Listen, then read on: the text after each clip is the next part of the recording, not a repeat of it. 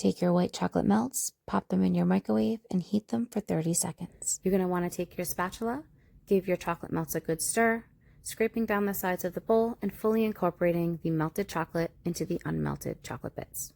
At this point, your chocolate should be mostly melted, so you're going to want to let the residual heat the remaining bits of chocolate as you fold it all together.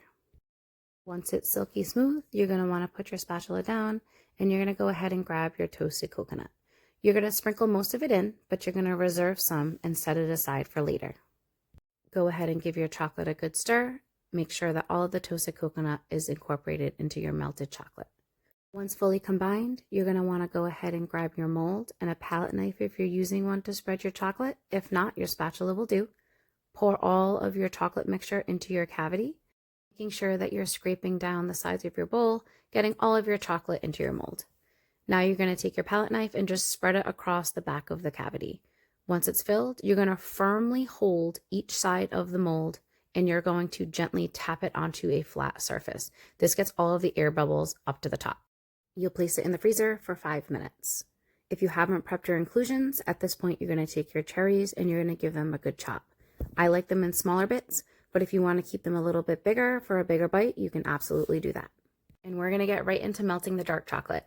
You're going to heat your bowl in the microwave for 30 seconds. And once it's out, you're going to give it a really good stir to combine. Scrape down the sides of your bowl just to make sure you're getting all of that melted chocolate mixed in with the unmelted chocolate melts.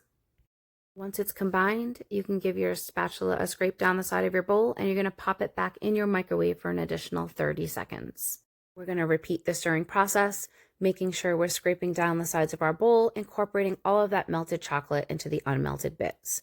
It's really important to let the residual heat of the bowl melt your chocolate, and it'll happen. Just keep on giving it a stir, taking your time, scraping down the sides of your bowl, and most of it should be melted by the end.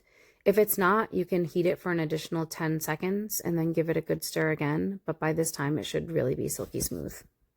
Now your chocolate's ready for the inclusions, so we're going to go ahead and grab those cherries and put most of them into the mixture, reserving a few for later.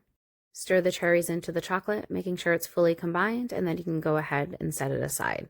You're going to grab your mold that you've already taken out of the freezer, and you're going to pour your chocolate mixture over the back of your mold. Scrape down all the chocolate off the sides of your mold, making sure you get everything into the cavity. Go ahead and take your palette knife and spread it across the back of the frozen chocolate. If you find your cherries have gathered in one area, you can just take the back of your palette knife and kind of push them wherever you want them. Now we're going to take our mold and gently tap it on our flat surface, releasing all air bubbles to the top. At this point, you're going to take your prepped inclusions and we're going to put them across the back of our chocolate cavity.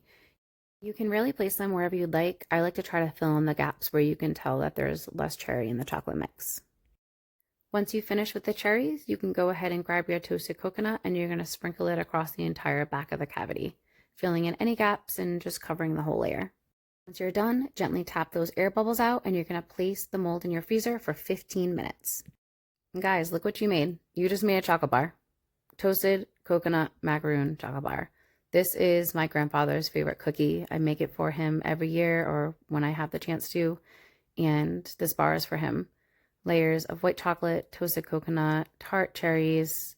Just so good. Look at that. So good.